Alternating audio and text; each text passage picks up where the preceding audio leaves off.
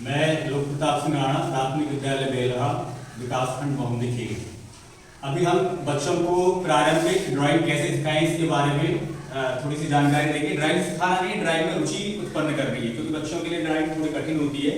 तो देखिए, अभी आपके सामने आप शिक्षक साथियों के सामने छोटा सा ड्राइंग का नमूना प्रस्तुत है।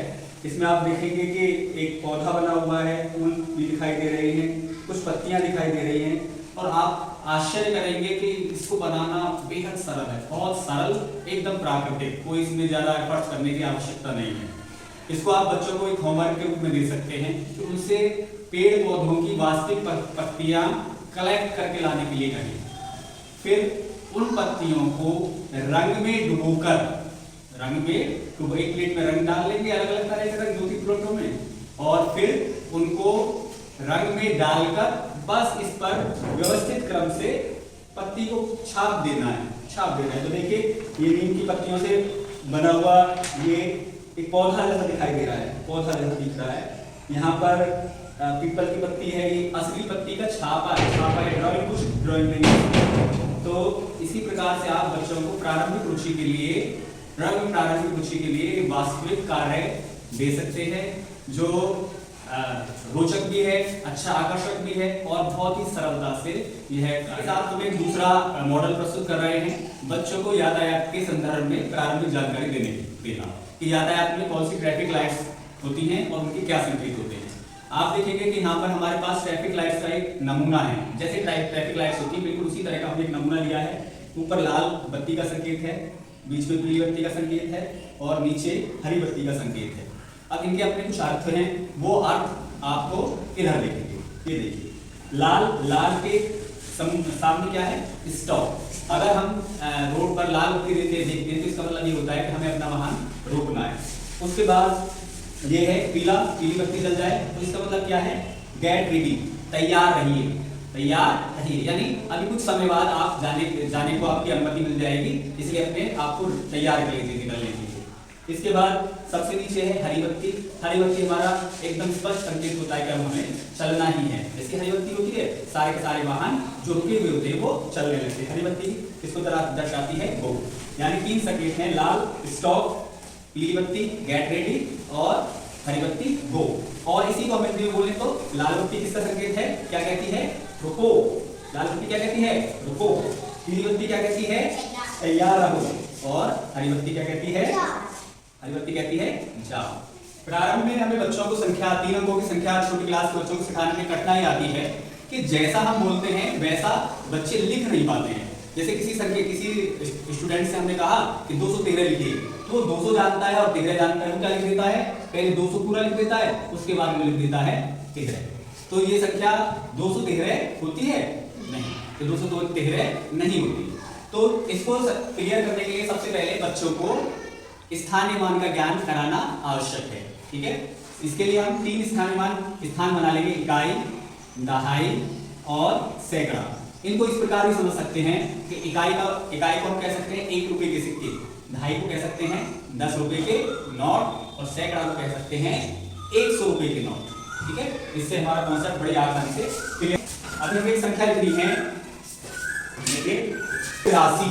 इसके लिए हमने एक बोर्ड बनाया हुआ है, इस तरह से बोर्ड बनाया हुआ है, जिसमें हम संख्याओं को कॉम्बिनेशन करके दिखा देते हैं कि जो संख्या हम बोल रहे हैं वो लिखी कैसे जाएगी। तो हमें एक संख्या लिखनी है 783। तो इसके लिए हमें किस चीज की जरूरत पड़ेगी? एक तो 700 की, तो हम 700 को इस तरह से इसमें एडजस्ट कर देंगे। हो गया 700। अब 83 पे विचार करेंगे। 83 कैसे बनता है? क्या बनता है? 8 ढाई 3 इकाई। याद रखना है कि 8 ढाई किसके बराबर होती है? 80 के बराबर। 80 और 3 83। तो फिर आप ढाई को एडजस्ट कर देंगे 80।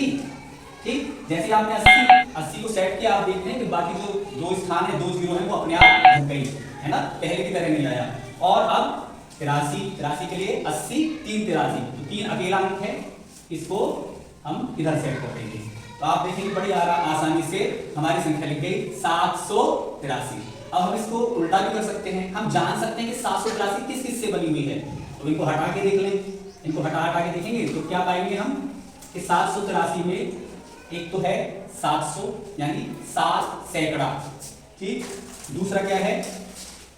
दूसरा है 8 ढाई यानी 80, ठीक है ना। वैसे तो 80 है लेकिन वो ढाई के स्थान पर आती है, इकाई ढाई 8 यहाँ पे आता है और ये इसका शून्य जो है वो 3 से ढक जाता है, तो 80 3 83 इस तरह से एक ही संख्या बन पाती है, ठीक है। 8 0 3 क्या बनती है संख्या 8 ढाई 3 इकाई, जिसमें 8 ढाई 80 के बराबर है और 3 इकाई के बराबर है। इसी प्रकार आप भी बच्चों को संख्याओं का वास्तविक ज्ञान कराने के लिए आप भी इस तरह का बोर्ड बना सकते हैं और इस तरह की संख्याएं बना लेंगे। इसके लिए आप क्या करेंगे, 3 रंग अलग अलग चुनिए। सैकड़ा के लिए अलग रंग, जिस पर 100 से लेकर 900 तक की संख्याएं होंगी। इसी प्रकार ढाई के लिए अलग रंग, जिस पर 1 ढाई से लेकर 9 ढाई तक की संख्याएं होंगी, यानी 10 से लेकर 90 तक की। और इसके अलावा इकाई के लिए अलग रंग, जिसमें 1 से लेकर 9 तक की इकाइयां होंगी। लेकिन इसके अतिरिक्त आप क्या करेंगे, एक चीज और कर लीजिएगा, प्रत्येक में 0 0 0 वाली डिजिट्स रख लीजिए। यानी सैकड़ा वाला एक एक्स्ट्रा पेपर जिसमें 3 शून्य हो, ढाई वाला एक एक्स्ट्रा पेपर जिसमें 2 शून्य हो और इकाई वाला एक एक्स्ट्रा पेपर जिसमें 1 शून्य हो। यह आवश्यक होता है इसके लिए, बीच वाली संख्याएं सिखाने के लिए। जैसे इससे हम एक और प्रयोग कर सकते हैं, जैसे हमें लिखना है 7, हमें लिखना है 607। तो ऐसी संख्याओं लिखने के लिए बहुत आसान तरीका है। आप देखते हैं जब आप 607 लिखते हैं तो आपके इसमें 6 7 में कोई ढाई नहीं है, केवल क्या है इकाई। तो इसको सीधा इकाई के ऊपर जब लगाएंगे हमें, तो ढाई के स्थान पर ऑटोमेटिकली शून्य आ जाती है। तो हमारा स्पष्ट हो जाता है कि 607 को कैसे लिखेंगे, 607। इसमें मतलब ज्यादा प्रयास करने की जरूरत नहीं है। इकाई को इकाई पर सेट कीजिए, ढाई को ढाई पर सेट कीजिए और सैकड़ा को सैकड़ा पर सेट कीजिए, संख्या अपने आप ही बन जाती है। जो बच्चों को सरल समझने के लिए बहुत आसानी की संख्या कैसे बनी, ठीक है, और संख्या को कैसे लिखेंगे, किसी संख्या को किस प्रकार। आप इसका विस्तार करना चाहें तो वो भी कर सकते हैं। जैसे हमने सैकड़ा तक के चार्ट बनाया है, आप इसको और बड़ा बनाकर 1000 और 10,000 तक की संख्याओं के स्थानीय मान वाली संख्याओं को भी बड़े आसानी से सिखा सकते हैं। इससे लाभ ये होता है कि संख्या को कैसे लिखा जाए और किसी संख्या का विश्लेषण कैसे किया जाए, यानी जो संख्या कौन कौन सी संख्याओं से मिलकर की जा सकती है, उनके मानों का बच्चे को आसानी से ज्ञान हो जाता है। इसमें तो कोई रटन विद्या नहीं है, समझने की पद्धति है। इसके अतिरिक्त आप देख सकते हैं कि आरोही अवरोही के कॉन्सेप्ट को विकसित करने के लिए अभी हम संख्याओं द्वारा नहीं पढ़ा रहे हैं, पहले उन्हें प्रारंभिक ज्ञान देते कि आरोही अवरोही क्या है। इसके लिए हमने क्या किया, बच्चों को लिया, बच्चों की तस्वीर को इस्तेमाल किया गया है और हम देखते हैं कि पहले हमने सबसे छोटी बच्ची को खड़ा किया, फिर उससे ऊंची बच्ची को खड़ा किया, इसके बाद उससे ऊंची बच्ची को खड़ा किया, उसके बाद उससे ऊंची बच्ची को खड़ा किया और बाकी बच्चों को देखने के बाद पता चला कि इसको आरोही क्रम कहते हैं, यानी संख्या यानी ऊंचाई बढ़ती जा रही है। इसी प्रकार संख्याओं को लेंगे कि उनका मान बढ़ता चला जाएगा। इसको झंडों के हिसाब से देखिए, पहले छोटा, फिर उससे बड़ा, फिर उससे बड़ा, फिर उससे बड़ा, फिर उससे बड़ा। तो ये संख्या पूर्व आरोही अवरोही को व्यवहारिक रूप में दर्शाने का तरीका है, जिससे बच्चों को रुचिकर भी लगता है। इसी प्रकार हम अवरोही को देखते हैं कि सबसे पहले हमने सबसे बड़ा बच्चा खड़ा किया, फिर उसके बाद एक छोटा बच्चा खड़ा किया, फिर उससे छोटा, फिर सबसे छोटा, ठीक है, यानी बड़े से छोटे की तरफ चलना अवरोही क्रम है। तो ये इससे बच्चों को बहुत आनंद आता है। उस संख्या से पूर्व जान जाते हैं कि आरोही अवरोही क्या होता है और इसको एक खेल की तरह समझते हैं, ना कि पढ़ाई की तरह। और जब खेल की तरह समझते हैं तो प्रत्येक को आसानी से, बहुत आसानी से समझ। बेसिक शिक्षा से जुड़ी ऐसी अन्य जानकारी प्राप्त करने के लिए चैनल को लाइक, शेयर और सब्सक्राइब अवश्य करें।